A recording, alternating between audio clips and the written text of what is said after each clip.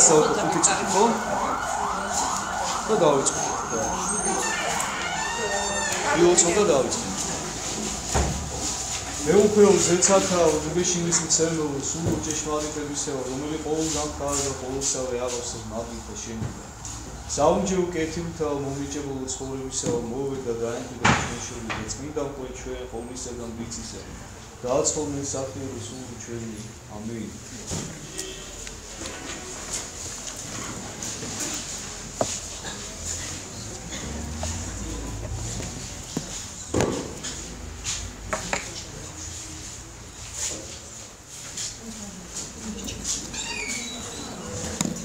შესავალი ჩვენ ბევრჯერ გვაქვს გაკეთებული, დღეს ახლა მე მაინცსა და მაინც ახალ სახეებს ვეღვიე და ამიტომ მოდი პირდაპირ გავაგრძელოთ, ხო?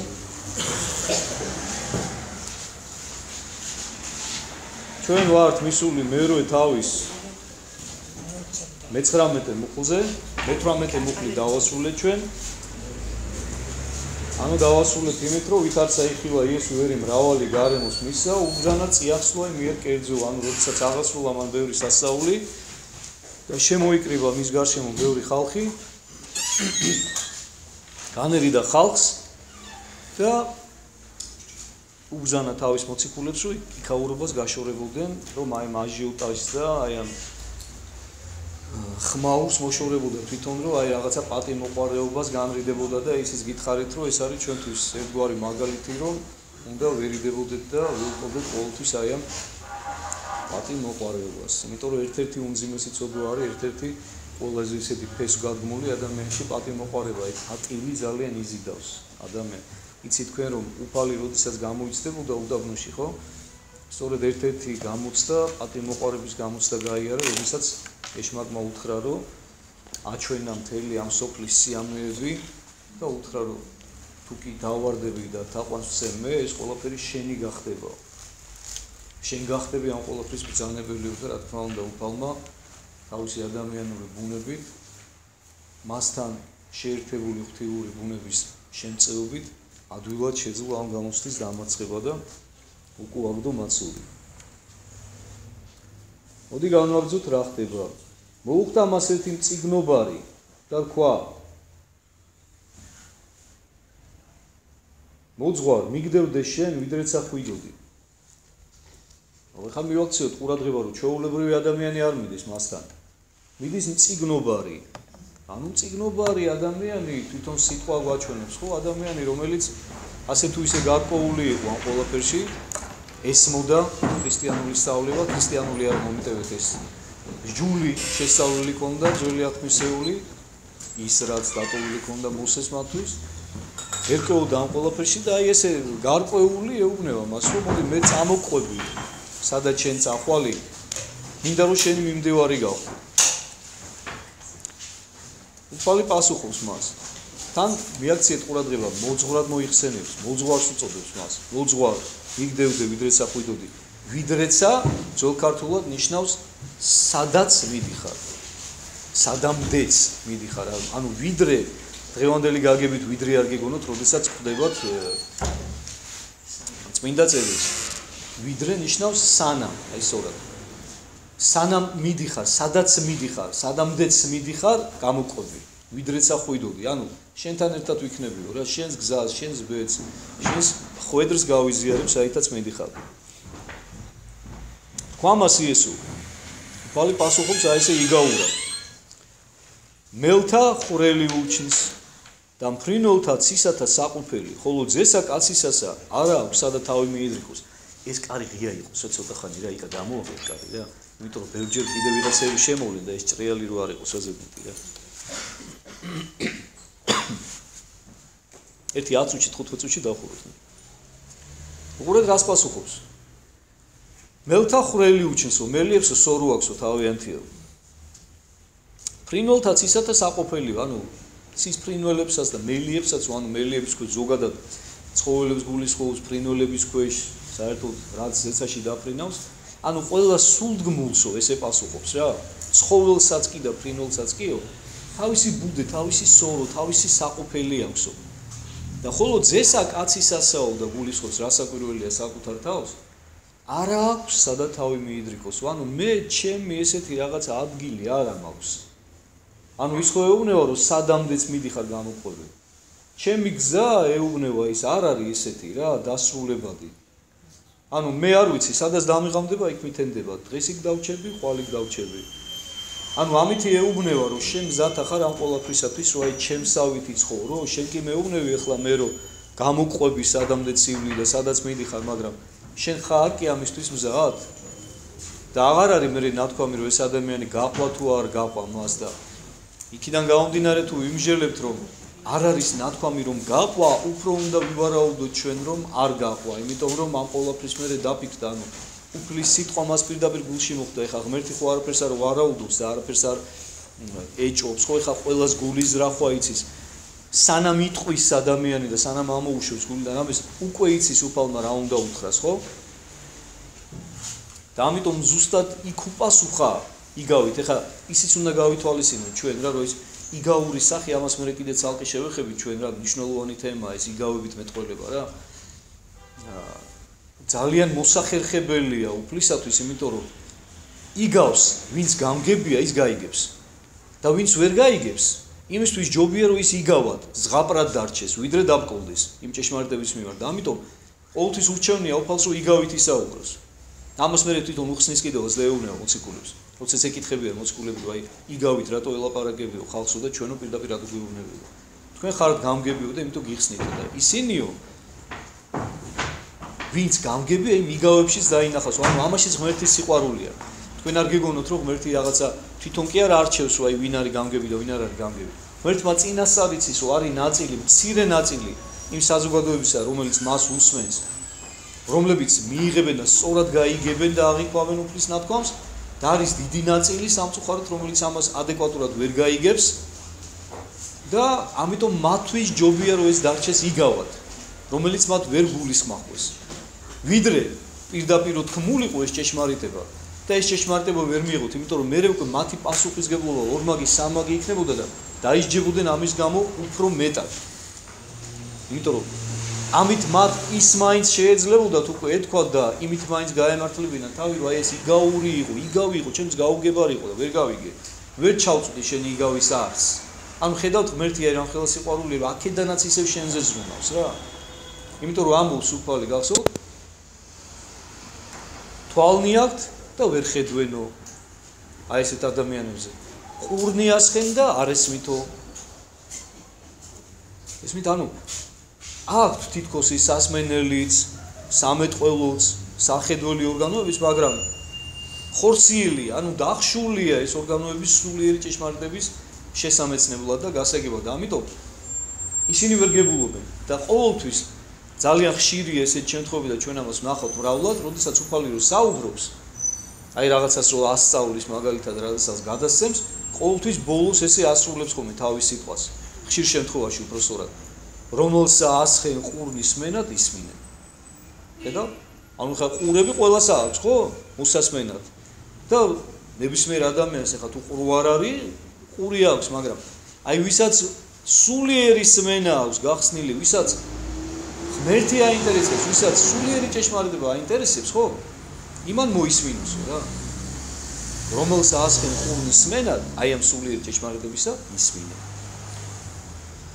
ანუ უფალმა ამ ადამიანს აი ამ წიგნობას, რომელზეც არის ლაპარაკი, არც ის არის დაკონკრეტებული ახალგაზრდა იყო, მოხუცი იყო, შუახნის იყო, წიგნობარი უბრალოდ წერია რა და კიდევ ერთხელ გეუბნებით, ეს უნდა ვივარაუდოთ, ჩვენ არის ადამიანი, რომელსაც ქონდა რაღაცა გარკვეული ღმერთის ძიების სურვილი, მაგრამ აი აქ იცდება უკვე მისი რწმენა ბოლომდე უფლისაგან, რომ მას კი ეგონა და ესე ამბიციური განცხადებით მინდის უფალთან, რომ ვიდრეც ახვიდოდი მოგდევდე შენ, სადაც მინდიხარ გამოვხდი, მაგრამ აი ღმერთი უკვე საკონტროლო შეკითხვას უსვავს რა, ისეთ რამეს ეუბნება, რითიც უკვე მჟღავნდება საბოლოო ჯამში, ისევე როგორც მდიდარი ჭაბუკისა გახსოვთ, როდესაც მიდის მასთან უფალთან და ეუბნება, რომ მე ვაი შენი მცნებებიო დამარხული მაქვსო ყველაფერი ჯერ ეკითხება რომ რა გავაკეთო რომ ცხონდეო უფალი მცნებებს ჩამოუთვლის და ეთქვის ჭაბუკი რომ ეს ყველაფერიო ბავშვობიდან დავიმარხავსო მეო და მაშინ ერთი რამეღა გაკლიაო გაყიდე ყველაფერი რაც გაბადიაო და მოდი და შემომიდექიო მეო იქაც იგივე ხდება ანუ საკონტროლო რამეს ეუბნება რითიც უკვე ფასდება საბოლოოდ მისი წმენა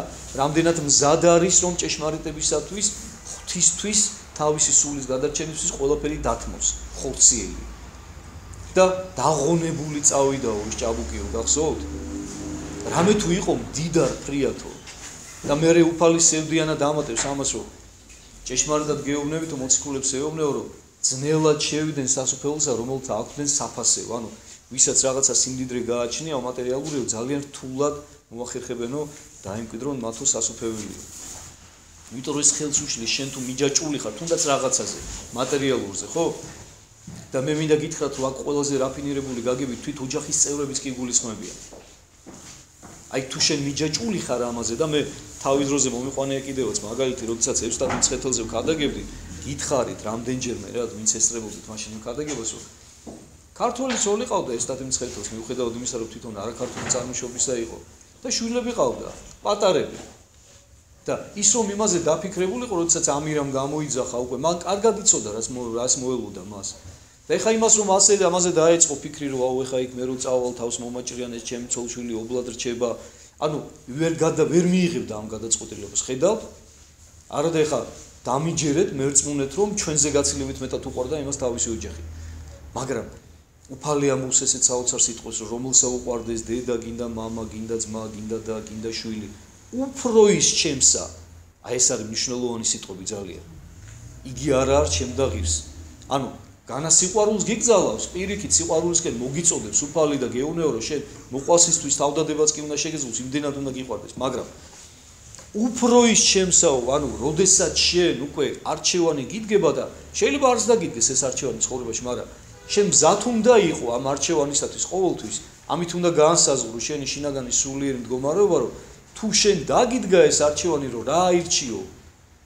უფალი თუ ოჯახი თუნდაც ყველაზე ძვირფასი რაც შენ გაგაჩნია ამ ქვეყნიური გაგებით ხო ის ოჯახიც კი უნდა შეგეძლოს რომ დათმო ღვთის გულისათვის იმიტომ რომ უნდა გახსოვდეს ყოველთვის რომ ღმერთმა მოგცა და ღმერთმა რა კი მოითხოვა შენ ეს ნაბიჯი უნდა გადადგა აი მართალი იობის ცხოვრება ვისაც აკითხული გაქვს და ვიც ყურმოկრით მაინც იცით იქ არის ზუსტად ეს მომენტი რა რომ იობი ამ განსაცდელ ზუსტად ბოლომდე ლახავს იმიტომ რომ როდესაც ეუბნებიან მე მისი მეგობრები და საუბრობენ და ცოლი აყვედრის რომ აი ღმერთმა ესე გიყო შენ იობი პასუხობს მათ მე რომ ღვთისაგან იყო მოცემული ყველაფერი რაც მე მებადა და ღმერთმავე წაიყვანა ხო იგივე მომენტი არის ზუსტად როდესაც აბრაამს აქვს გამოცდა და თავისი ერთადერთი ძე რომელიც სიბერეში მისცა უფალმა და რომლისგანაც აღუთქვა თან რომ აქედან გაგამრავლებ შენო და შენზეერსო მე უცებ ეუბნეო რომ შემომწირეო და ხედავ დაუფიქრებლად მიდის კი გულდაწყვეტილია ძალიან და გული ეწვის მაგრამ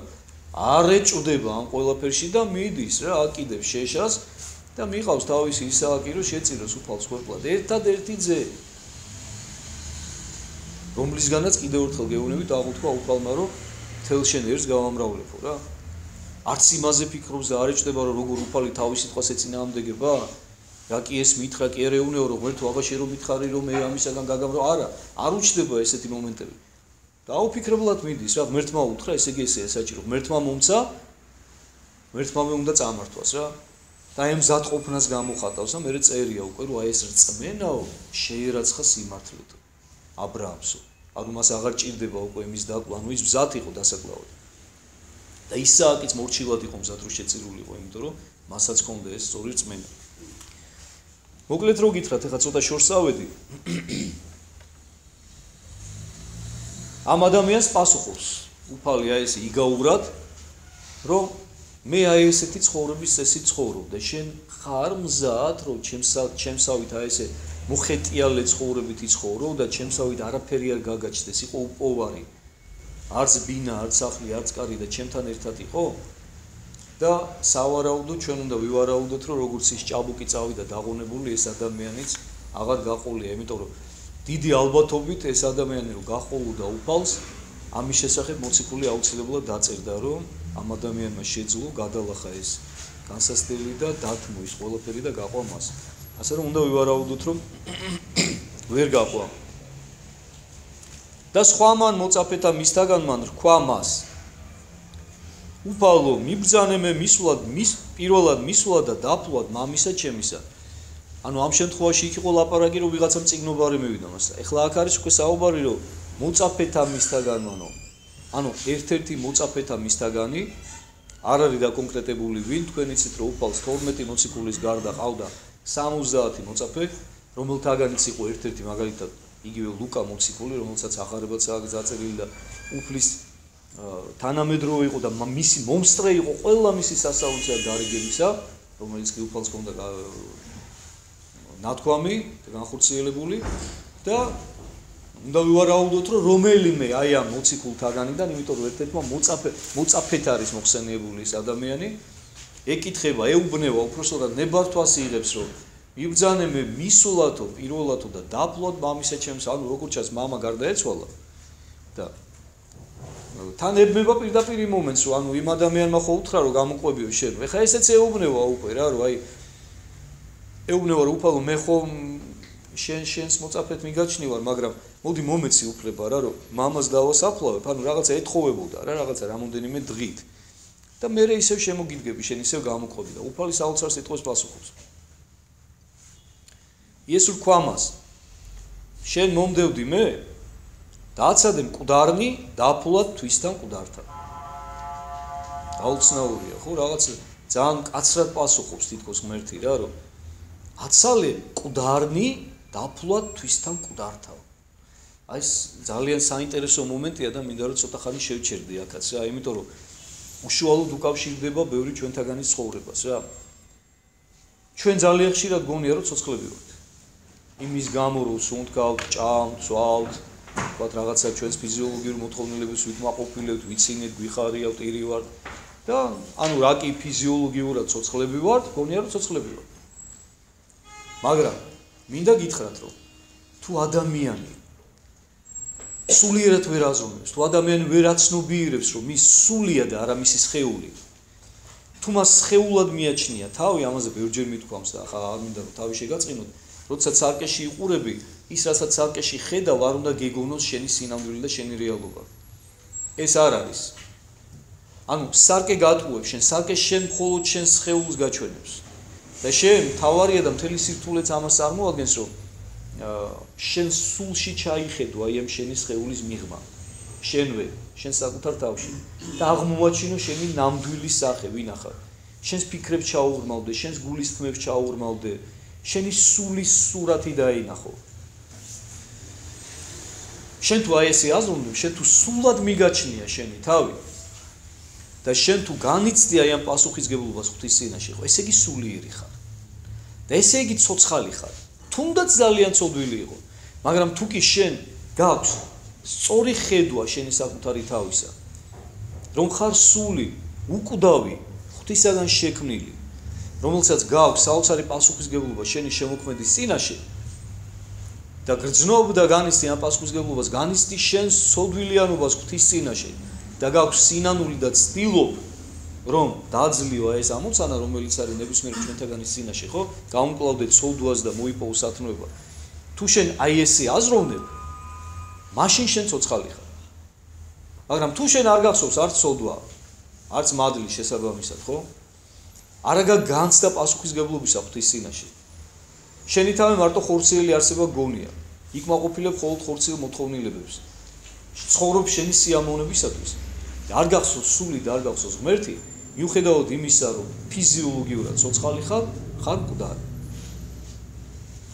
არაფრით არ განსხვავდები შენ ნებისმიერი ცხოველისაგან, ძაღლისაგან, ლომისაგან, ვეფხვისაგან. არანაირად არ განსხვავდები რა, იმიტომ რომ ზუსტად ისევე ცხოვრობ, როგორც ცხოვრობენ ისინი.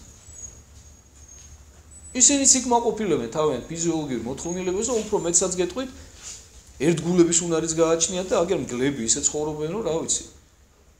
საოცარი ცხოვრების წესი აქვთ რა, რო იცოდეთ რა. ჭიანჭველები, ფუტკრები, ბევრი რამე გვაქვს ჩვენ ადამიანებს მისაბაძი მათთან რო იცოდეთ რა. მაგრამ ისინი ხომ ცოცხლები არ არიან ღვთის წინაშე, ისინი მხოლოდ და მხოლოდ აი ფიზიოლოგიურ დონეზე, როგორც არის, რაც ჩადო და კოდირებულია ღვთისაგან მათში, ხო? მხოლოდ და მხოლოდ იმას აღასრულებენ მორჩილად. მათ თავისუფალი ნება არ აქვთ, ხო? და ჩვენ იმით განსხვავდებით სწორედ ცხოველებისაგან, რომ ჩვენ თავისუფალი ნება მოგვანიჭა უფალმა. და აი ამ თავისუფალი ნებით ჩვენ თუ არ მივიდრიკეთ ღვთისაკენ, ჩვენ თუ არ ავირჩიეთ ღვთისადმი მორჩილება და ღვთისადმი მსახურება და ჩვენი სულის ხონება და გადარჩენა და ეს თუ არ გავიაზრეთ და არ ვაღიარეთ, რითი განსხვავდებით მაშინ ცხოველებისაგან? თუ მხოლოდ და მხოლოდ ცხოველურს ხედავს და წინა საუბარშიც გითხარით მე, რომ აი მე ძალიან ხშირად მიყვარს ხოლმე აი ამ სიტყვების გახსენება ფსალმუნიდან, იმიტომ რომ ჩემთვის პირადად ყოველთვის მამხილებელია ეს სიტყვები და მე მინდა რომ თქვენც მუდამ გახსოვდეთ. მეც მიყვარს მამაშალოსაც უყვარს და მისგანაც ბევრჯერ ხსენიათ, რომ აი კაცი პატივსაშინა იყო და არა გულისხმა ჰყო. ბაძვიდა იგი პირუთხთა უგუნურთა და მიემსგავსა მათ. ანუ აი სწორედ ესეთ ადამიანებზე გესაუბრებით მე, რომლებიც ვერ აანალიზებენ და აცნობიერებენ თავიანთ უმაღლეს დანიშნულებას ღვთის წინაშე და ცხოვრობენ მხოლოდ და მხოლოდ აი ესე პირუთხულ დონეზე რა. ესეთი ადამიანები კიდევ ერთხელ გეუბნები და გეუბნებით სრული პასუხისგებლობით არიან მკვდრები. მიუხედავად იმისა, რომ ფიზიოლოგიურად არიან ცოცხლები. რატო გითხარით, იცით და რატო განვავრცე ეს თემა? იმიტომ რომ მინდა რომ თითოეულმა ჩვენთაგანმა გულში ჩავიხედოთ. მე ძალიან ბევრჯერ დამიფიქსირებია ეს ჩემ თავში. აი ეს მკვდრობა, აი ეს მკვდარი მდგომარეობა და მე შეუწუხები ვარ ამას და იმიტომაც არის რომ ეს სიტყვები სულ მახსოვს და იმიტომაც არის რომ სულ ვცდილობ რომ არ ვიყო მკვდარი და ვიყო ცოცხალი. ანუ შეიძლება ადამიანი იყოს ცოცხალი, მაგრამ იყოს მკვდარი და პირიქითაც გეტყვით. არიან ადამიანები და ძალიან ბევრი, მადლობა ღმერთს, არა მხოლოდ ისინი, რომლებსაც ჩვენ წმინდანად ვაღიარებთ და ეკლესიის მიერ ოფიციალურად არიან შერაცხილი, არამედ დამიჯერეთ, რომ ბევრად მეტია ის, ვინც ეკლესიის ისტორიამ არ იცის, მაგრამ ფარულად იყვნენ ღვთის სათნოდ მცხოვრებნი, რომლებიც უკვე დიდი ხანია ფიზიკურად, ფიზიოლოგიურად გარდაცვლილნი არიან, მაგრამ არიან დღესაც ცოცხალი. იმიტომ რომ სული ცოცხლობს და არა ფიზიკური სხეული. სხეული მიწაა, რომელსაც მანამ აქვს სიცოცხლე თავის თავში, სანამ მასში ღვთის სული იმყოფება. თორე როგორც კი დატოვებს სული სხეულს, ეს მიწა ისევ მიწას უბრუნდება. ასე რომ სულით თუა ცოცხალი ადამიანი, აქაც ცოცხალია და იქაც სიცოცხლეში აგრძელებს ყოფობას. მაგრამ სულით თუ მკვდარია აქვე, იქაც მკვდარია მერე. ანუ მისი სული, აი როგორ გითხრათ რა, ვერ შემდგარია ღვთის წინაშე, ვერ იაზრებს თავის უმაღლეს დანიშნულებას. ასე რომ ეს არის ძალიან მნიშვნელოვანი და როგორც ჩანს, აი ხედავთ უფალი როგორ ამბობს ამას, რომ ეუბნება ამ ადამიანს, რომ აცადე მკვდარნი დაფლვა თვისთა მკვდართან. ნახე? მკვდრებს დააცადეო, შენ ეს მკვდრებს მიანებეო, ეგ საქმეო, რომ თავიანთი მკვდარი დამარხონ. არ მამაზე ელაპარაკება, არ დაგავიწყდეთ. მამა გარდაეცვალა კაცს. და აი მის ნათესავებს, ახლობლებს, ჭირისუფლებს, რომლებიც შეკრებილი არიან მასთან, ხო? მოიხსენიებს როგორც მკვდრებს. და შენ იმ მკვდრებს მიანდევ, ეგ საქმეო და შენზე ბევრად უკეთესად გააკეთებენო, შენზე უკეთესად იციან როგორ უნდა მოუვარონ თავიანთ მკვდარსო. ანუ ხედავთ რომ ზღვარს არავლებს უფალი რა. შენ გონია რომ მარტო მამა შენია მკვდარი, მაგრამ მე გეტყვი შენ როგორც ღმერთი რომ ისინი მკვდრები არიან. ხედავ? აი უცებ აი ერთი სიტყვით რამდენ რამეზე აფიქრებს რა. და რაც თავარია და ყველაზე არსებითი ამ ყველაფერზე უნდა დავფიქრდეთ ჩვენ თითოეული ჩვენთაგან, იმიტომ რომ ჩვენთვის ხდება ეს ყველაფერი, ჩვენთვის დაიწერა და უამრავჯერ მithქვამს რომ უფლის სიტყვა არის მარადეული, უფლის სიტყვა არის ღვთიური, უფლის სიტყვა არის ყველასათვის ნათქვამი, დაწყებული პირველი ადამიანიდან დამთავრებული სუბოლოო ადამიანით, რომელიც კი გაჩნდება დედამიწის ზურგზე და რის შემდეგაც მერე უკვე დასრულდება ქვეყნის ესეთი არსებობა, როგორიც არის და უკვე მეორე მოსვლის შემდეგ სულ სხვა რეალობაში გადავინაცვლოთ. ანუ ეს არის ძალიან მნიშვნელოვანი მომენტი, რომ უფალი მათ ადამიანებს, რომლებიც სულიერი ღირებულებებით არ ცხოვრობენ, მოიხსენიებს როგორც მკვდრებს და არის ძალიან დამოფიქრებელი ჩვენთვისაც და ვიფიქროთ ხოლმე ხშირად. და ეუბნება რომ შენ მე გამომყევიო, შენ მე მომდევდიო და ისინი თავიანთ თავს მიხედავენო. ანუ ნუ დაკარგა უქმად დროს, ნუ დაკარგა უქმად შენ წუთისოფელს, რომელიც ისედაც ძალიან ხანმოკლეა. და ნუ გაფლანგა ვაი ამ უაზრობაში რა. არიან ადამიანები, რომლებიც ამ საქმეს შენზე უკეთ გააკეთებენ უშენოდაც. შენ მე გამომხევი. ხედავთ აქ რისთვის წირავს უფალი თითქოს ხო, რომ ეხლა ამ ადამიანს ეხლა რა დონეზე დაადანაშაულებდნენ, ხო? არც ეს ვიცი ჩვენ და ამასაც არ გვეუბნება მე სახარება, რომ გაყვა თუ არა, მაგრამ აქ პირიქით ზუსტად ის უნდა ვივარაუდო ჩვენ, რომ ეს რა კი მოწაფეთ მოიხსენიება, რომ ეს დაემორჩილებოდა უფალს და გაყვებოდა, მაგრამ თავისთავად რისთვის გაწირა? რომ ის ყველა ახლობელი მას როგორც უგულო ადამიანს ისე მოიხსენიებდა, ხო? რომ საკუთარი მამის დაკრძალვაზე არ მოვიდა რა, არ უპატრონა საკუთარ მამას. ხედავთ როგორ არჩევანს გვიყენებს ყოველთვის ეს სუთისოფელი ჭეშმარიტებასა და სიცრუეს შორის და ჩვენ ყოველთვის უნდა შეგვიძლოს რომ სწორი ნაბიჯი გადავდგათ და სწორი არჩევანი გავაკეთოთ. დააღვიდა იგი ნავსა და მისდევდეს მოწაფენი მისნი, ანუ აქ ერთი ნაწილი მთავრდება კიდევ თხრობისა და გადავდივართ სხვა რამეზე რომ ნავზე ავიდა, ანუ უნდა წარმოვიდგინოთ ჩვენ რომ ანუ ტბასთან მიახლოებული ხდება უკვე ეს საუბარი ერთიც და მეორეც იმ წიგნობრისაც და ამ მოწაფისაც რომ მიდიან და გზაში საუბრობენ თან და გზაშივე სცემს უფალი პასუხს. მიუახლოვდნენ უკვე ტბას, ნუ ზღვად მოიხსენიება, მაგრამ რეალურად არის ის ტბა. და ავიდნენ ნავზე.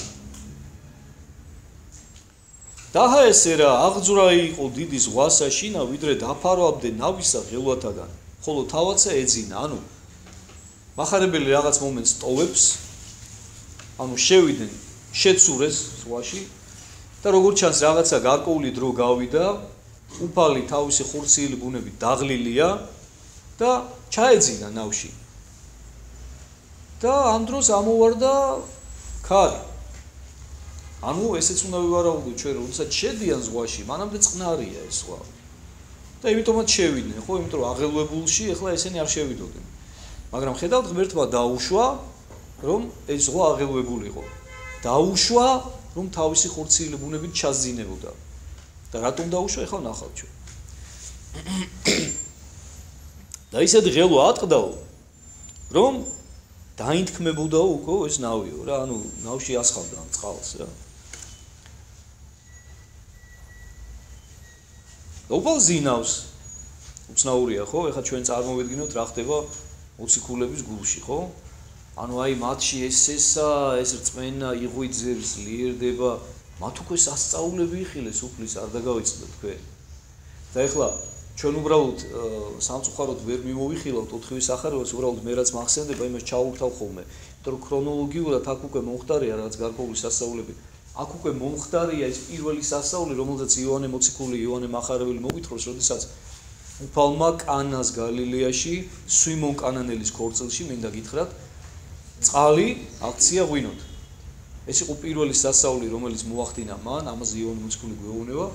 ეს იქნა დასაბამად სასწაულთა იესო, ანუ პირველი სასწაული და მან დედის ხათრით და დედის სიყვარულით მოახდინა ეს სასწაული. ანუ ეს ნანახი აქვს მოციქულებს. ნანახი აქვს უამრავი კურნება უფლის ხელიდან უკვე აგერ სულ ახლახანს, ხო? მოსვენილი აქვს მისი ღვთაებრივი ქადაგებები. და უკვე აი ის არის რომ რა თან უხარიათ ბედნიერები არიან, მიატოვეს ყველაფერი და მზად არიან რომ მას გააყნენ ყველგან. იმიტომ რომ სიცოცხლის სიტყვა მოდის ამ ადამიანიდან. უფლისგან და მზად არიან რომ ოღონდაც ეს სიტყვა ისმინონ და ყველგან შიმშილზე მზად არიან, ტკივილზე მზად არიან, დაღლაზე მზად არიან, ყველაფერზე აბსოლუტურად უსახკარო ოღონდ უფალთან იყო. და ესე გახარებულები, გაბედნიერებულები, მხიარულები ადიან ნავზე და უცებ მოდის განსაცდელი. რაც შეეხება განსაცდელს, განსაცდელი ყოველთვის ჩვენი საკუთრებელია, მინდა იცოდეთ ხალხო. ყოველთვის. იმიტომ რომ ღვთის განგების გარეშე არ ეშვება არც ერთ ადამიანზე განსაცდელი რა. ყოველთვის არის ღვთის საოცარი განგებულები, უფალი პირდაპირ ამოსვა ერთი ღერით მათ კი არ ჩამოვდეო თქვენი თავიდანო, ჩემი განგების გარეშე.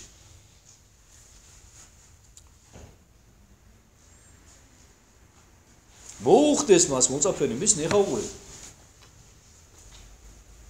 მაშინვე აღმოჩნდა, ანუ უმალ დაანახა უფალმა მოციქულებს თავიანთი რეალური სახე, ანუ ჩვენ უნდა ვივარაუდოთ, რომ ამ დროს მოციქულებს უკვე რაღაცა გარკვეული წარმოდგენა შეექმნათ საკუთარ თავზეც კი. ის კი არა რომ ეხლა უფალს ხოლმე ხა უკვე გძნობენ, მაგრამ უყურე ეხლა რა ხდება?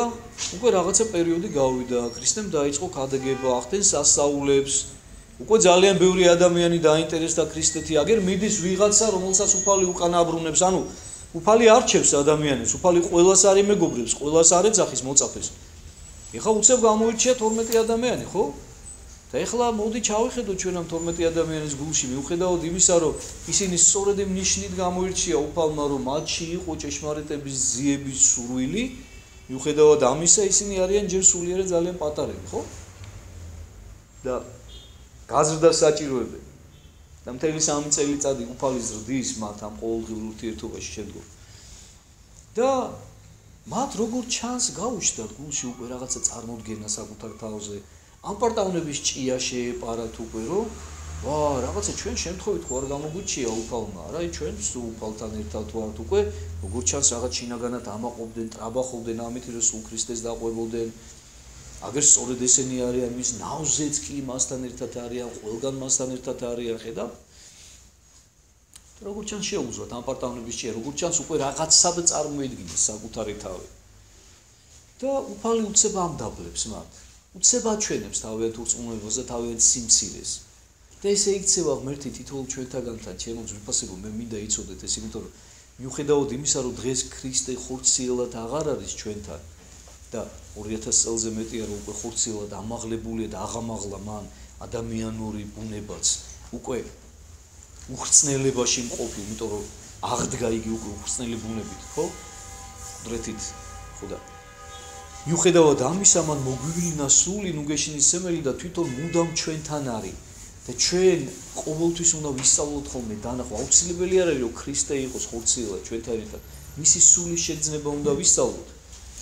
მისი შეგრძნება უნდა ვისწავლოთ და სწორედ ამიტომ ხდება ხოლმე ჩვენ ცხოვრებაში ეს განსაცდელები. როგორც კი ჩვენ რაღაცა გვეგონება ჩვენი თავი, უფალი მაშინ გვამდაბლებს. ეს არის სიყვარული მისი საოცარი, იმიტომ რომ ამის გარეშე ჩვენ ვერ გავიზრდებით. ზოგჯერ მithქვამსა კიდე გაგიმეორებთ, რომ დალხემი მდგომარეობაში გაზრდილი ადამიანი მეჯერ არ მინახავს. ნებისმიერი ადამიანი სულიერად იზრდება ტკივილებში. აი ეს ტკივილი გზრდის და ეს ტკივილია სწორედ განსაცდელი, ღვთისაგან დაშვებული. მაგრამ ღმერთს კი არ სიამოვნებს შენ რო გტკივა, მაგრამ სხვანაირად ვერ გაიზრდები. და ღმერთს არ უნდა რომ შენ ჯუჯა დარჩე სულიერად, ღმერთს უნდა რომ შენ გაიზარდო. და ამიტომ მოაქვს ეს განსაცდელი. უშვებს ამ განსაცდელს იმისათვის რომ აი ამ განსაცდელში როგორც ცეცხლში დაიწვას შენი პატიმოყვარეობა, შენი ეგოისტური თამოყვარეობა, შენი ამპარტავნება და დარჩეს ის რაც ჭეშმარიტია და კეთილია, მორჩილი სიყვარული ღვთისადმი. მაგრამ ამას დრო უნდა და ამას უნდა ის სწორედ ეს განსაცდელების ცეცხლი იმისათვის რომ ადამიანი ცხონდეს და გადარჩეს. ესე ხდება ამ შემთხვევაშიც. უფალი უშვებს რომ მოხდეს ეს საოცარი ღელვა, რომ შეეშინდეთ მოციქულებს და დაინახონ თავიანთი მცირედ მოწმუნეობა. ანუ აქამდე რომ ეგონათ უკვე რომ ლამის ქრისტეს მაგაცები ეგონათ თავი, იმიტომ რომ ეხა თან ხორციელად უყურებდნენ, ხო, მას და ხორციელად ისიც მაცავით ჭამდა, მაცავით სვამდა, ხო, მაცავით იღლებოდა, მათი ასაკის იყო ბევრზე უმცროსი იყო, მაგალითად იგივე პეტრეს და ანდრია მოციქულებზე, ხო? გაცილებით უფროსნი იყვნენ ისინი ვიდრე ქრისტე ასაკით, ხო? და ზოგიერთი შეიძლება რაღაც მომენტში თავს აჭარბებდა კიდევ, უცებ დაავალა და ყველაფერი თავის ადგილზე, უცებ დაამდაბლა. და აჩვენა მათი შინაგანი სიმცირე. ნახე, შეშინებულები მირბიან. სიკვდილის შიში აი როგორი ოხერია რა. შეეშინდათ რომ დაღუპულიყვნენ და უცებ გამოჩნდა მათი რწმენა რა, სინამდვილეში რა მცირე იყო და რა პატარა იყო. მოუხდეს მოწაფენი მისინ და აღადგინეს, იგი გააღვიძეს. გამიგე? და ეტყოდეს, უფალო, მიხსენ ჩვენ რამო თუ წარწყდებით. გადაგვარჩინეო რა, ვიღუპებითო რა, ეხა წარმოიდგინეთ უბრალოდ, აი რა, როგორი სიპატარავე გამოჩნდა მათი. თუ იღუპები, უფალთან ერთად იღუპები, ხო? რისი გეშინია? თუ შენ მას უფლად აღიარებ, თუ შენ აღიარებ, რომ ეს ის ადამიანია, რომელსაც შეუძლია გადაგარჩინოს. აცალე რა, იმან ხო უკეთ იცის, გადასარჩენი ხარ, არა ხარ. და თუ იღუპები, დაიღუპე იმასთან ერთად რა, თუ ის შენი უფალია, თუ შენ მართლა გიყვარს. მაგრამ არა მივიდნენ და გააღვიძეს. იქნება რადონის, იქნება სულ 5 წუთის ჩაძინებული იყო, იქნება როგორი დაღლილი იყო. მაგრამ არა, უფალს კი არ უთხილდებია. საკუთარი თავი ადარდებთ რა, იღუპებია, იხჩობიან და ვაიმე, უიმე და მიდიან და აღვიძებენ. ვიშველეო, იღუპებითო და შენ კიდე გძინავთო და ის კი არა რომ არ ეწოდებათ. ბრაზიც კი მოსდით გულში რომ იმას ზინავს და ესენი იღუპებიან. რა გაძინებსო, როცა ესეთი ღელვაა, ეს გულში ესე ხდება. გამიჯერეთ. უბრალოდ ხე ესე აღარ არის გადმოსებული. ჩვენო ახო ვიღუპებითო და შენ გძინავს, უკან, სულ მოდი გადაგვარჩინიო რა. ან როგორ მაინტერესებს, რა წარმოედგინათ, როგორ გადაარჩენდა მათ უფალი. აი როგორ უნდა მაგრამ აი ხედავთ, აი გაჭირებულ ადამიანს რომ მაშინ ღმერთო მიშველი ამოსკდება ხოლმე გულიდან. ეგეთი რაღაცა ხდება რა. გაუცნობიერება. თუ შენნაირი ადამიანი გონია, როგორ უნდა გადაგარჩინოს? შუა გულს ზღვაში ხარ და ზღვა ღელავს, ხო? მაგრამ რაღაცნაირად მაინც იმედი გაქვს რა და აი იქით მიდიხარ რა. და ის რომ მათ ვერ წარმოედგინათ, ამაზე მეტყოლებს მე უკვე შემდეგი ფაქტი რაც მოხდება, ხო? ანუ ვერ წარმოედგინოთ ესეთი სახით გადარჩენა, რაღაც სხვანაირ, აი ვერც კი ვერაფერსაც ვერ ფიქრობდები. უბრალოდ აი ღმერთო მიშველი ამოხდათ რა. და თავად მან თქვა მათ რა ისა შეშინდით მცირედ მორწმუნენო, ხედავთ? აი ზუსტად იმ მტკივნეულ ადგილზე უჩქმიდა უფალმა რა. დაანახა მცირედ მორწმუნენო, ურწმუნონო არ ეუბნება.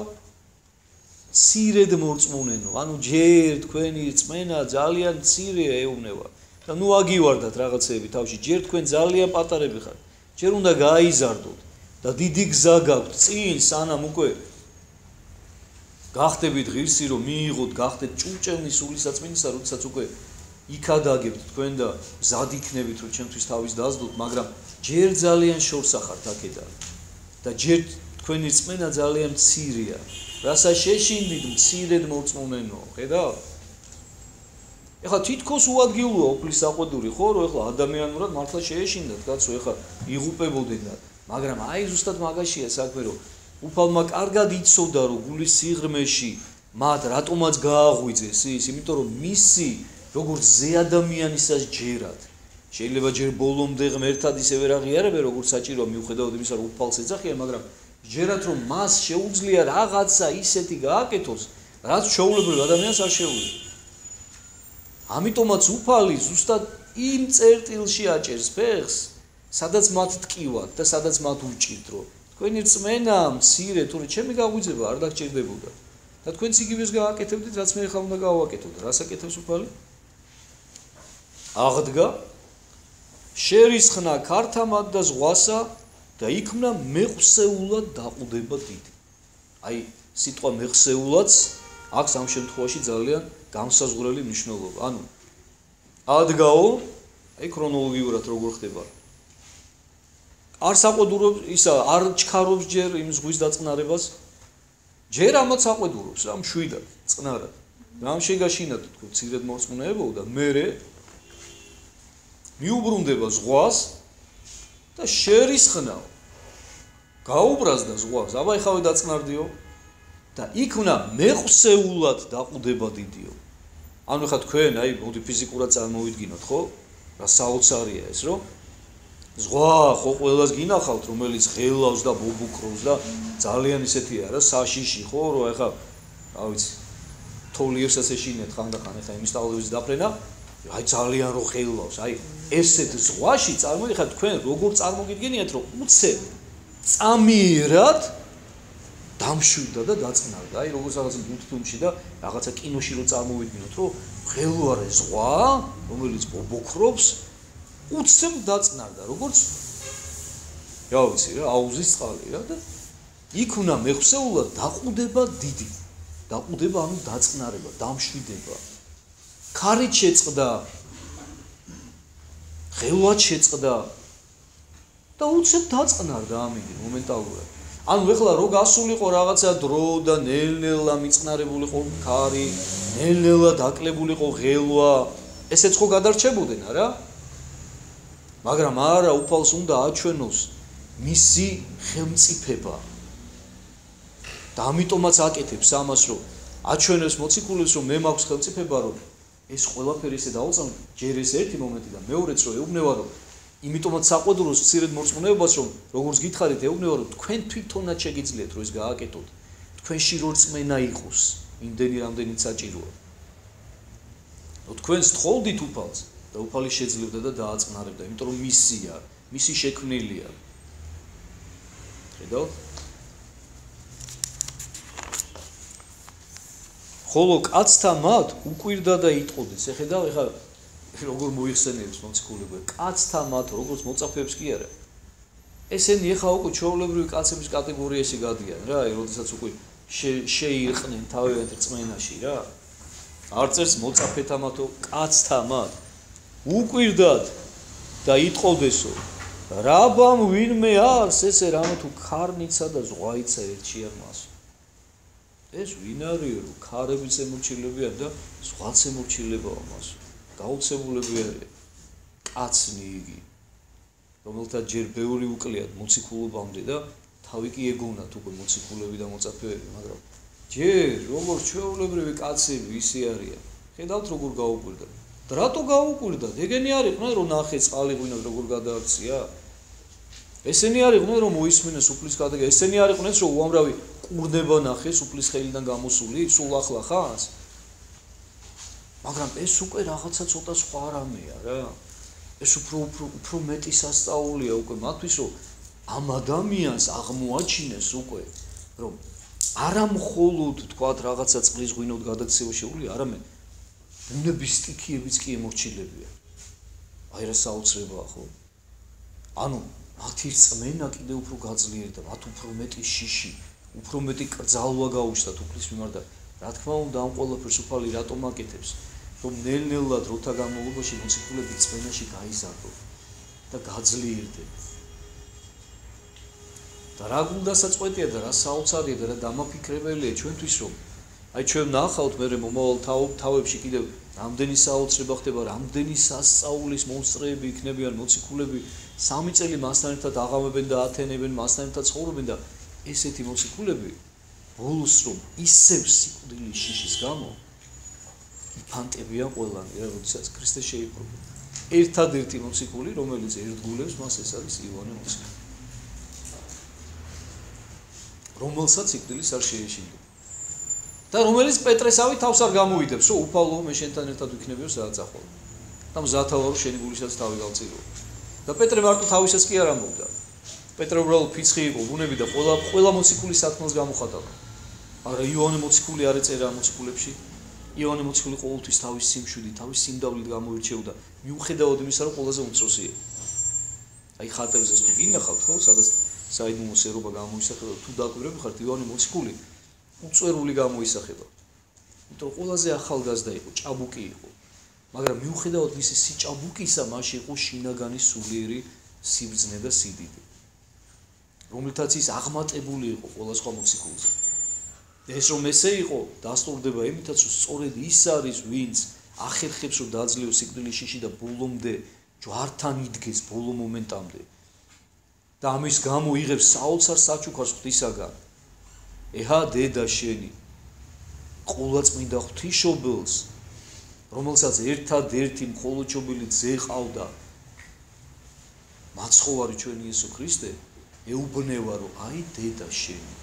ხედა ამაზე დიდი საჭმე მე რა ვიცი დაფიქრებაც კი მიჭირს და გუნებაში გაავლებაც კი მიჭირს ამ ყველაფრისა რამხელა საჩუქრის რამხელა ჯილდოს ღირსი გახდა იოანე მოციქული თავისი თავდადებული სიყვარულის გამო უფლისადმი რომ ყოვლადწმინდა ღვთისმშობელი ჩააბარა მას როგორც დედა და დედას ეუბნება ეჰა ძე შენი ეს არის ის ადამიანი რომელიც შენ ბოლომდე გიერდგულებს და გიპატრონებს იმიტომ რომ მე მიერთგულა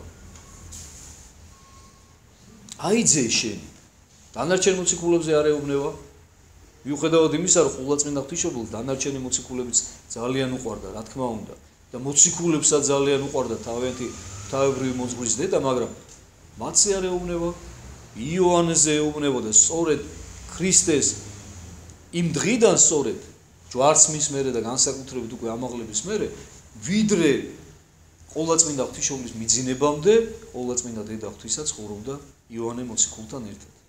ეფესოში, რომლის სახლსაც დღესაც გაჩვენებენ თურქეთში თუ ჩახვალ თქვენ ეფესოში. ძალიან პატარა ის არის სახლი, სადაც ცხოვრობდნენ იოანე მოციქული და ყოვლადწმინდა ღვთისმშობელი. და სწორედ იოანე იყო ის, რომელმაც შეძლო და ბოლომდე უერთგულა თავისი ყვარული. თორე დანარჩენი მოციქულები, რას ლაპარაკობ? ჩვენ გიერთგულებთ, მაგრამ აი ხედავთ, აი რატო გავამახვილე ყურადღება, რომ რა უცნაურია და რა გულდასაწყვეტია შემდგომ აღმდგარი უფალი უკვე საყვედუროს მათ.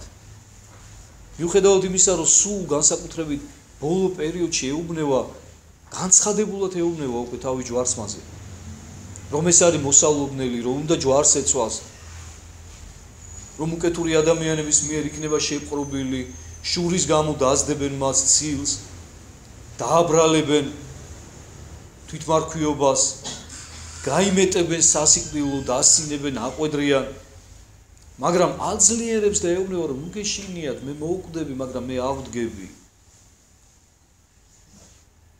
ყველაფერი ნანახი აქვს, საოცარი სასწაულები აქვს ნანახი მოციქულებს, მოსმენილი აქვს მისი საოცარი ხადაგები, მაინც. და რა უნდა გაგვიკვირდეს ჩვენ დღეს, როდესაც ისინი ჯერ კიდევ ახალი დამოწაფებულნი არიან მასთან.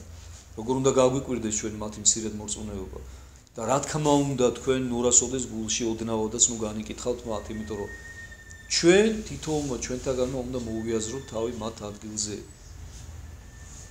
და ჩვენც იგივე ვიქნებოდით დამერწმუნდით. ზუსტად ისევე შევირყეოდით რწმენაში, ზუსტად იგივე ბრძოლები დაგვეწყებოდა ჩვენს. ზუსტად ისე დავიბნეოდით და დავიკარგებოდით, ზუსტად ისე გავაღვიძებდით უფალს სიკვდილის შიშით, რომ არიქა ვიხსენი გადაგვარჩინე. და ისევე გვისაყვედურებდა უფალი მცირედ მორწმუნეობას ჩვენსას. და მე ჩვენს გაგვიკვირდებოდა, რომ რა მაგარი ვინმეა, რომ უნების სტიქიებიც ემორჩილებიან, მაგრამ აი ესე ნელ-ნელა თანდათანობით ხდება მათი ზრდა რწმენაში და მიაქციეთ ყურადღება ღმერთის სიყვარულს და ღმერთის საოცარ მოთმინებას ჩვენს მიმართ. და მიაქციეთ ყურადღება იმას, რომ ღმერთმა თითოეული ჩვენთაგან ის გული იცის. ჩვენ ადამიანები მაქსიმალურად ვცდილობთ ერთმანეთთან ურთიერთობაში კარგი მხარით წარმოვჩინდეთ, ხო? და ჩვენს ცოდვებს, ჩვენს სიბინძურეს, ჩვენს სიბილწეს, რომელიც ჩვენს გონებაში და გულში ტრიალებს, არასოდეს გასაკანს არ ვაძლევთ, რომ გარეთ გამოვიდეს, ხო? ამას ვაკეთებთ ხოლმე და მხოლოდ სულიერ მოძღვართან, იმიტომ რომ ვიცით, რომ ეხლა სულიერ მოძღვარი გაგიგებს, არ დავტოლდება, ეს არის ადამიანი, რომელთანაც უნდა თქვა და რომელთანაც უნდა დაიცალო, აღიარო შენი ცოდვები და შეგინდოს. ამიტომაც დამალა ღმერთმა, ხო, გონების აზრები ჩვენი ერთმანეთისაგან, ჩვენ არ ეხლა თითოეული თქვენთაგანი მისმენთ მე, ხო, მაგრამ მე არ ვიცი თქვენ გონებაში რა ტრიალებს. არც მაინტერესებს ღმერთმა დამიფაროს, რომ ვიცოდე. ალბათ გავგიჟდებოდი და ალბათ ყველა ადამიანი გაგიჟდებოდა, რომ იცოდეს აი ეს რახვები, რომ ესმოდეთ ერთმანეთის ადამიანებს რა. ეს ჩვენს ძალებს აღემატება და ამიტომაც დაფარა უფალმა ეს ჩვენგან. მაგრამ ღმერთმა ხო ყველაფერი იცის. და თქვენ წარმოიდგინეთ ღმერთს, რომ ჩვენი ფიქრები ან ჩვენი სიბილწეები ან ჩვენი საზიზღრობებიანად რო უყვარვართ, რა ჩვენში დუღს და ტრიალებს, არა ჩვენ გვიყვარს და გვეძვირფასება და ვერ ველებით თელი ცხოვრების განმავლობაში.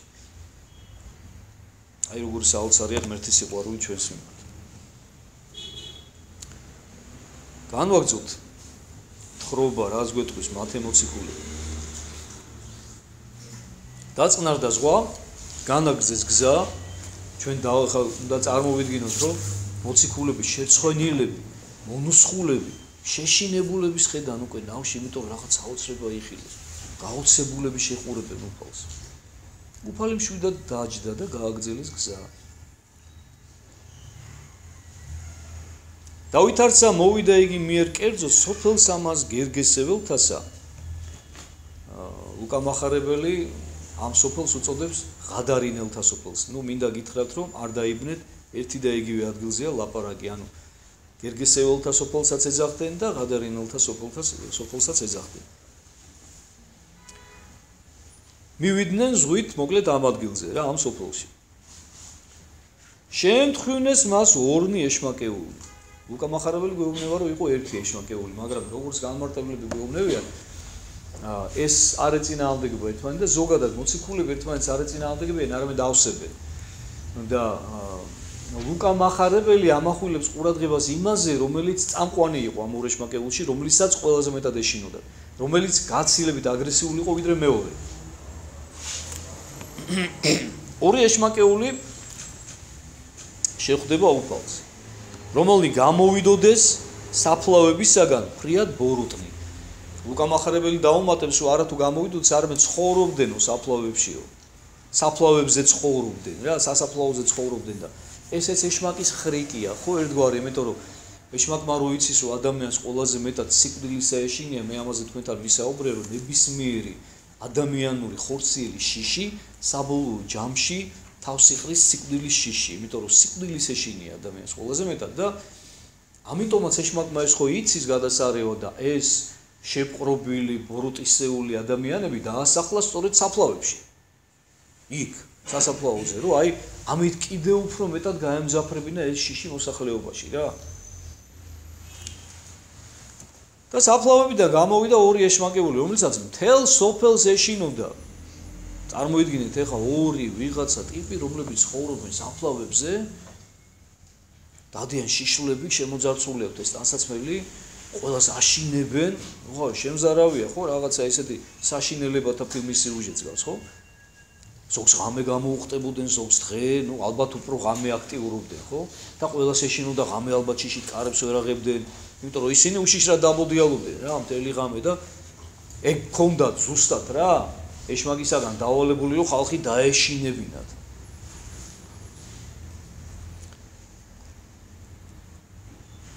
ამას ახლა განგებ გიმახვილებთ ყურადღებას, რომ რამდენად არასასურველი მოვლენები იყვნენ ეს ადამიანები, ეს ეშმაკეულები იმ სოფლის მკვიდრთათვის რა. რომ დაღლილები და დატანჯულები იყვნენ იმათით რა. ვიდრეღა ვერვის ხელეწიფებოდა წარსვლა მიერ გზით, ანუ იმ გზაზე გავლა ყველას ეშინოდაო, სადაც ესენი ცხოვრობდნენ. დღისითაც კი იმიტომ რომ უცებ რომ გამოვარდნილიყვნენ ისინი, ну, ალბათ რაღაცა სასიკვდილო საფრთხესაც უქმნიდნენ, უნდა ვივარაუდოთ ჩვენ.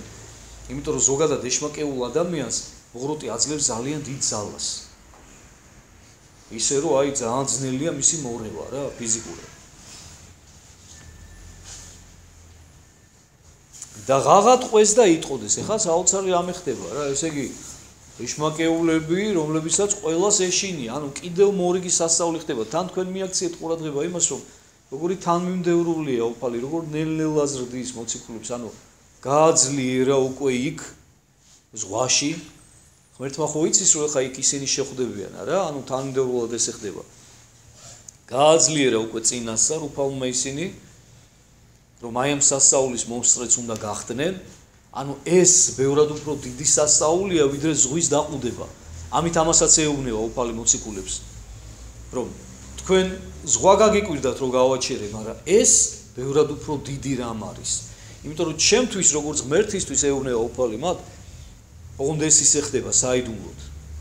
ბევრად უფრო მნიშვნელოვანია და ღირებულია თითოეული ადამიანი, თუნდაც ერთი ადამიანის სული, რომლის განკურნებასაც ვაპირებ ახლა მე. ეს ეშმაკეულები, რომლებისაც ყველას ეშინოდა, მიდიან უფალთან და ეუბნებიან. ღაღა ტყვეს და იტყოდესო, ანუ შეღაღადეს, ხმამაღლა ეუბნებიან უფალს. რა იძეს ჩვენი და შენი იესო ზეო ღმრთისაო. ახეთ რა უცნაურია? ეშმაკები, ანუ მათი პირით უკვე ბოროტი მეტყველებდა, ხო, ეშმაკი მეტყველებდა. აღიარებენ მას როგორც ძეს ღვთისას. და უფალი უშვებს ამას, რომ აღიარუნდა ეს მოციქულებმა მოისმინონ. მიაქციეთ ყურადღება.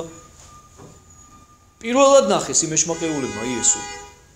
უნდა ვივარაუდოთ, რომ გაგუნილიც არ ქონდათ, იმიტომ რომ ისინი ხო საზოგადოების სრულფასოვანი წევრები არ იყვნენ. ისინი ცალკე ცხოვრობდნენ. ეშმაკეულები არიან. მათთან არავის არ მიუტანია ეს ინფორმაცია, რომ ვიღაცა არის იესო, რომელიც სასწაულებს ატენს. არა, ისინი თავიანთი ცხოვრებით ცხოვრობენ. ისინი შეურაცხადები არიან. ისინი შეპყრობილი არიან, მათი ნება ბოლომდე აქვს დამონებული ბოროტს. და ესეთი ადამიანები იესოს სახელით მიმართავენ. ანუ ამით მოციქულები პირდაპირ ხვდებიან, რომ მათი პირით ბოროტი ღაღადებს. რა იძეს ჩვენი და შენი იესო ძეო დავითისაო. თუ ღვთისაო, გაცრავად, ძეო ღვთისაო. ღვთის ზეთ აღიარებენ და უშვებს უფალი ამას კიდევ ერთხელ გეუბნებით, რომ ეს მოციქულებმა მოისმინონ. ვინ არის მათი ღვთაებრივი მოძღვარი სინამდვილეში, ეს არის ძე ღვთისა. მაგრამ მეორე მომენტში უკვე აჩერებს იმ ეშმაკებს, ანუ ერთხელ მოასმენინებს ამას მოციქულებს თვითონ ბოროტების პირით, რომ ისინიც კი აღიარებენ მას როგორც ძეს ღვთისას და შემდეგ უკვე ასე უვნებიან, რამე თუ მოხვედ აქა უწინარეს ჟამისა ტანჯვად ჩვენდა. ნაადრევად მოხვედიო ჩვენს დასატანჯათო. ხედავთ? ესე იგი ეშმაკს ცოდნია რომ უნდა დაიტანჯოს. ეშმაკს ცოდნია რომ მისი ხვედრი საუკუნო ჯოჯოხეთია. და ეშმაკი ელოდება იმ დროს, რომელსაც ჩვენ ჩვენთაგანი თითოეული ქრისტიანი ველოდებით, რომ როდესაც დადგება საყოველთაო განჯის დრო და განახლდება მთელი შესაქმე. და მოხდება საბოლოო განყოფა ბოროტებისა და სიკეთისა. და როდესაც უკვე აღარ ექნება ბოროტებას, თქვა თანაზიარობა ადამიანებთან და სიკეთესთან. დღევანდელ დღეს ხო დაშვებულია და ჩვენ კარგად ვიცით თითოეულ ჩვენთაგანმა, რომ ჩვენ გვიწევს ისეთ სამყაროში არსებობა, სადაც უფალს დაშვებული აქვს ბოროტის თანაარსებობაც, იმისათვის რომ ჩვენი ნება გამოიცადოს, გაძლიერდეს, ჩვენ გავაკეთოთ ღირსეული არჩევანი და ჩვენით მოვიპოვოთ ჩვენი სულის ხსნა და სასუფეველი. მაგრამ მერე უკვე მეორე მოსვლის შემდეგ ეს დასრულდება და მოხდება უკვე საბოლოო განყოფა. ანუ არანაირი შეხება უკვე ბოროტებას აღარ იქნება სიკეთესთან. და ბოროტება დაინთქმება წყდიეთში და დაინთქმება უცხულში, დაიწובה ცეცხლში. ანუ განაქარვის ღმერთი ბოროტებას. მაგრამ დაშვებული აქვს თავისი ღვთაებრივი განგებულებით ზუსტად იმის გამო, რაც გითხარით. და ეს იცის კარგად ეშმაკმა. ხედავთ, როგორ ჩანს და ეუბნება, რომ დროზე ადრე რატომ მოხვედიო? ანუ ისიც იცის, რომ ჯერ არ იყო მაგისი დრო. და უკვირთ ეშმაკებს. რატომ მოვიდა? ხედავთ რა საოცარი რამე ხდება. და თან ამას ისმენენ მოციქულები. კიდევ ერთხელ გეუბნები და ეხლა ეშმაკები სულ არ ადარდებს უფალს, უბრალოდ მოციქულებისათვის დაუშვა, რომ მათ ეს სიტყვები ათქმევინა.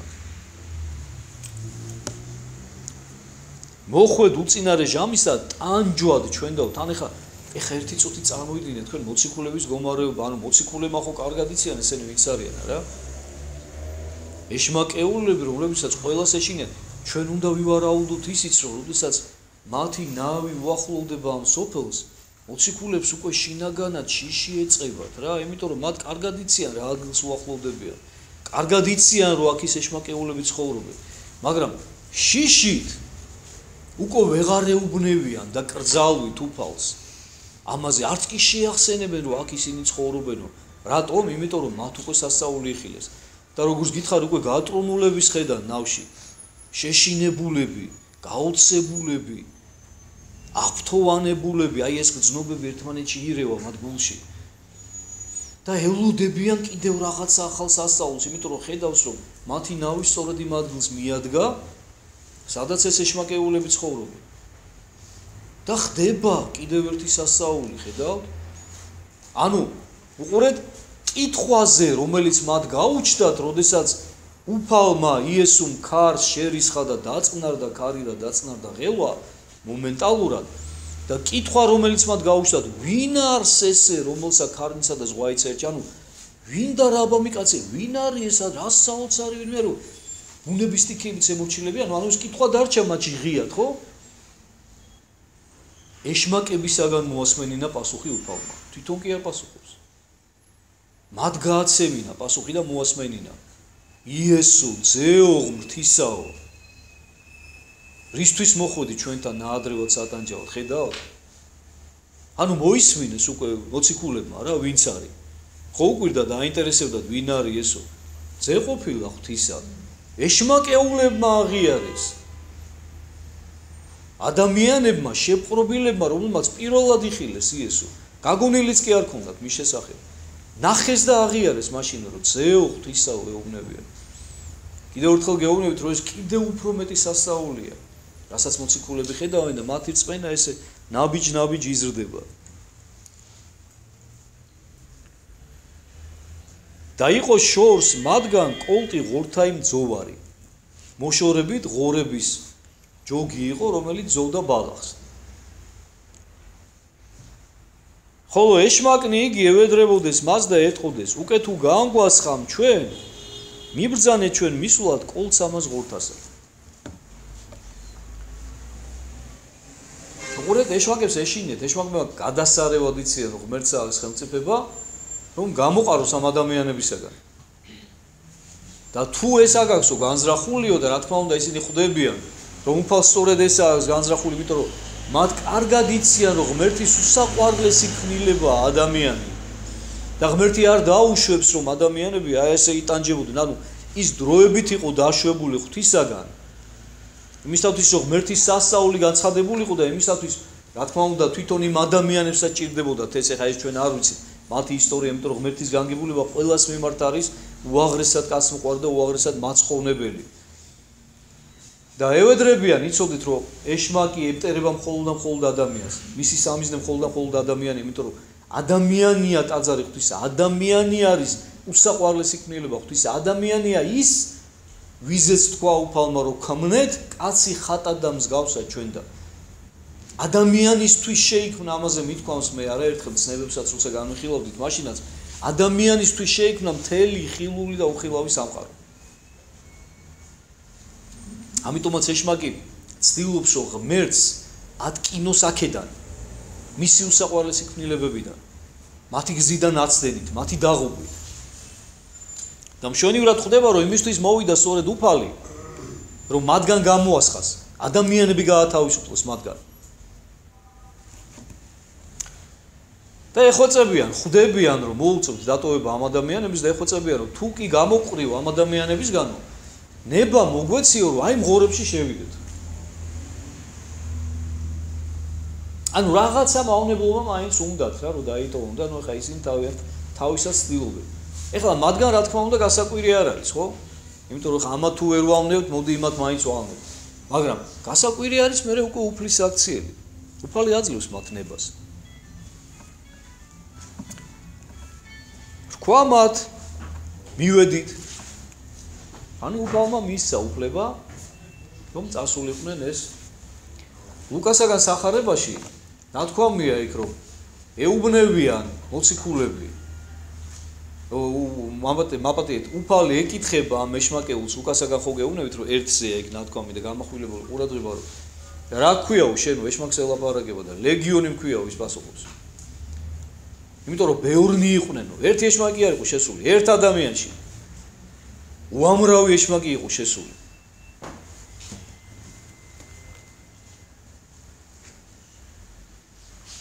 და ქვამათ მივედით, ანუ ესე იგი აძლევს უფლებას რომ ეშმაკები, რომლებიც ამ ორი ადამიანიდან გამოვიდნენ, შეესიონ იმ ღორების კოლს, ანუ მათში შევიდნენ. ეხლა ღორს რა უნდა დაუშავო, ხო? ღორს ფიზიკურად თუ წარწმინდავ, ხო და მოაკვდინებ თორე ხარ. სული იმას არ გააჩნია, რომ თქვათ იმის სულიერ დაღუპვაზე ვილაპარაკოთ, ხო? წარმოუდგენელია, ხა იმას ვერ ცოდვაში ჩააგდებ ღორს, ვერც მადლს ვერ გააკეთებინებ. ერთადერთი რაც შეიძლება დაუშავო, რომ ფიზიკურად დაღუპო, მოკლა, ხო? რა თქმა უნდა, ამას აკეთებენ ეშმაკები.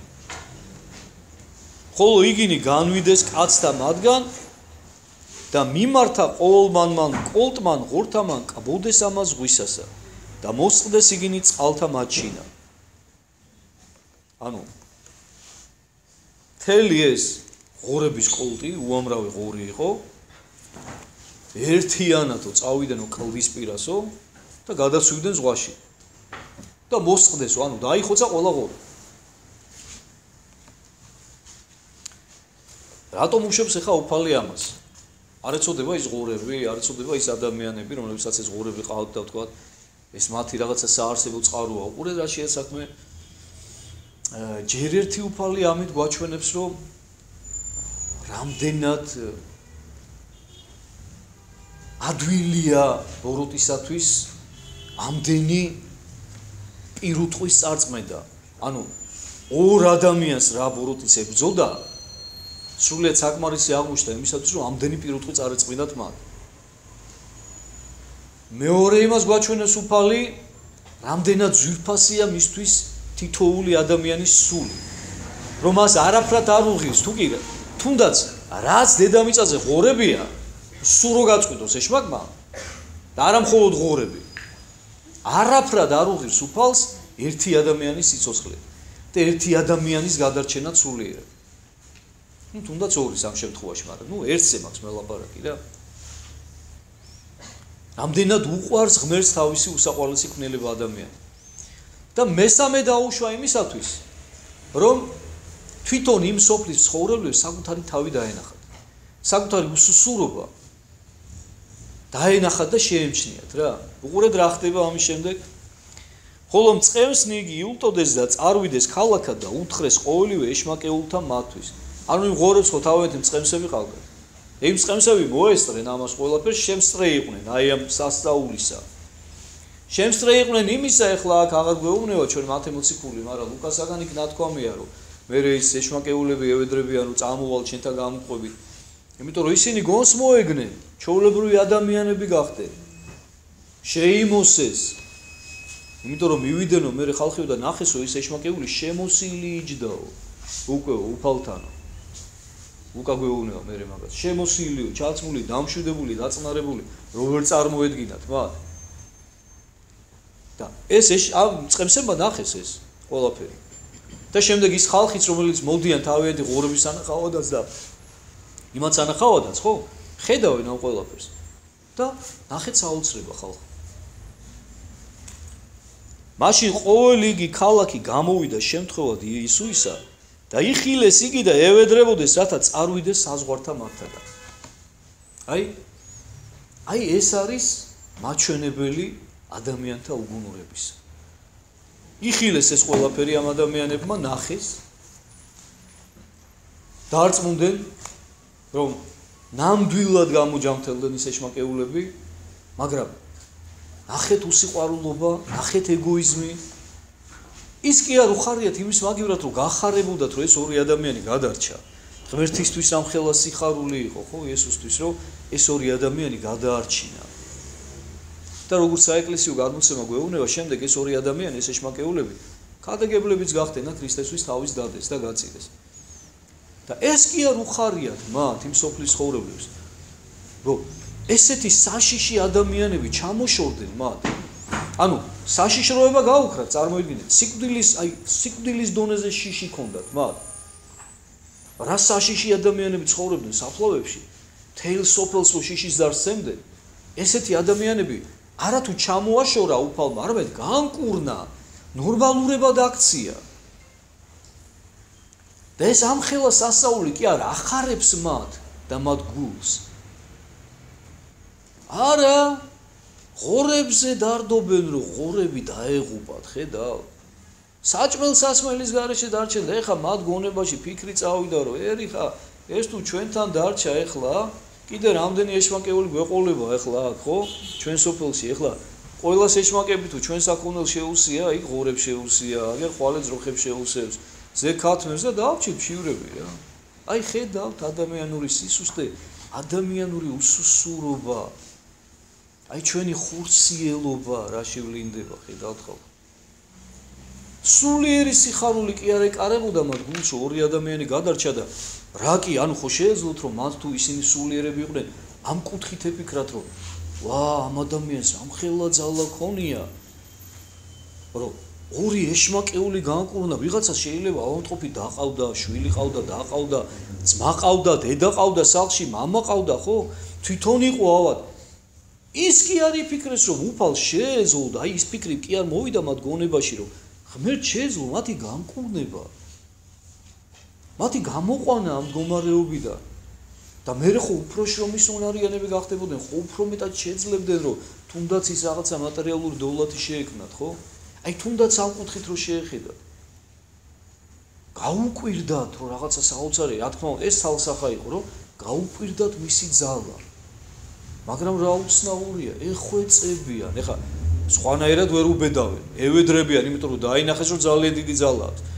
თელ სოფელს რო ეშინოდა ისეთი ადამიანები განკურნა და დააჭკვიანა. და ეხა ჩვენ უნდა წარმოვიდგინოთ რომ ისინი განრისხებულებიც კი იყვნენ თავიანთ გულში, გაბრაზებულები, მაგრამ ვერ უბედავენ უფალს, რომ რაღაცა განრისხებულად აკადრონ რაღაცა სიტყვა და რაღაცა უკმეხად უთხრა. შეშინებულები ეხვეწებიან რომ წადიო რა, წადი ჩვენი საზღვრებიდანო რა. ჩვენი ეშმაკეულები გვერჩივნა, ოღონდ ეს ღორები ყოლოდა და არ დაგეხოცაო რა. აი, ეს არის ჩვენი სულიერების მაჩვენებელი და კიდევ ერთხელ გეუბნებით რომ ეს ჩვენი კითხვა სახარებისა და განმარტება ისახავს მიზნად არა იმას რომ მხოლოდ და მხოლოდ რაღაცა ისტორიულად გავეცნოთ ჩვენ იმ პერიოდს, როდესაც ქრისტე ამ ქვეყანაზე ხორცელად მოღვაწეობდა, არამედ ჩვენ თითოეულმა ჩვენთაგანმა ჩვენს თავს უნდა დაუკავშიროთ. მე გითხარით თავიდან, როცა ვიწყებდით სახარების განმარტებას, რომ ჩემი მიზანი არის რომ გავაცოცხლო სახარებისეული ეპიზოდები ჩვენს თვალწინ და თითოეულმა ჩვენთაგანმა წარმოვიდგინოთ ჩვენი თავი იქ, თანამონაწილით იმ ყველაფრისა. ამას ვცდილობ, არ ვიცი რამდენად გამოვდის, მაგრამ ამას ვცდილობ, რომ ცოცხალი იყო ჩვენთვის ღმერთის სიტყვა და აი ვიგრძნოთ ის ყველაფერი, რაც ხდება, უფალთან ერთად ვიაროთ, დავიღალოთ ჩვენს, მოხვდეთ მის ნავში, ვიგრძნოთ ის სიკვდილის საშიშროება, არ განვიკითხოთ მოციქულები, გაუცდეთ მერე ღვთისაგან ქმნილი სასაულებით და მისმინოთ მისი სიტყვა, რომ არა ჩვენ აუცილებლად უნდა დაუკავშიროთ ეს ყველაფერი ჩვენს ცხოვრებაში. თუ ეს ესე არ ხდება, თუ თქვენში აი ეს განცდა არ არის, დამიჯერეთ რომ მაშინ ტყუილა მისმენ და სულ მოხვალთ რა.